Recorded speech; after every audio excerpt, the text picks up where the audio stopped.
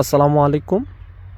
সম্মানিত চাষি ভাইয়েরা, আজকে আমি কথা না বাড়িয়ে সরাসরি আলোচনা শুরু করব। সেটা হচ্ছে যে আপনারা কিভাবে লাভবান চাষ করবেন।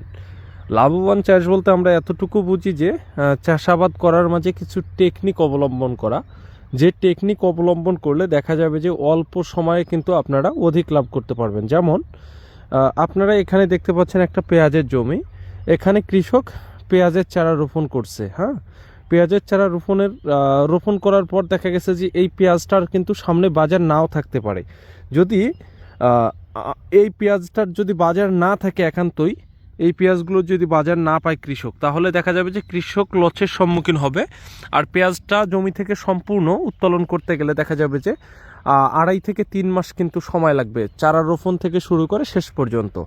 এই 3 মাস সময় যে কৃষক এখানে যে ব্যয় করছে, এই 3 মাসে কিন্তু কৃষক দেখা গেছে যে পেঁয়াজে যদি দাম না পায়, 3 মাসের মধ্যে একটা মোটামুটি সময়ও নষ্ট হইল, পাশাপাশি লসের সম্মুখীন হইল।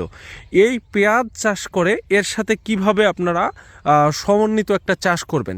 যেমন এই পেঁয়াজের মাঝখানে যে বেডের মাঝখান দিয়ে আপনারা করল্লা কিন্তু চারা এখন রোপণ করতে পারবেন। প্রতিটা বেডের মাঝখানে এভাবে কিন্তু করল্লার চারা রোপণ করা যাবে।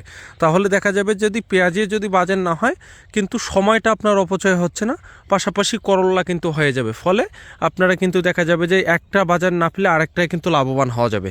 করল্লার হিসাবটা আমরা বাদ দিলাম, করল্লা বাদ দিয়েই কিন্তু এখন দেখব যে আরেকটা জমিতে আমরা চলে যাব। একটু দেখতে থাকুন।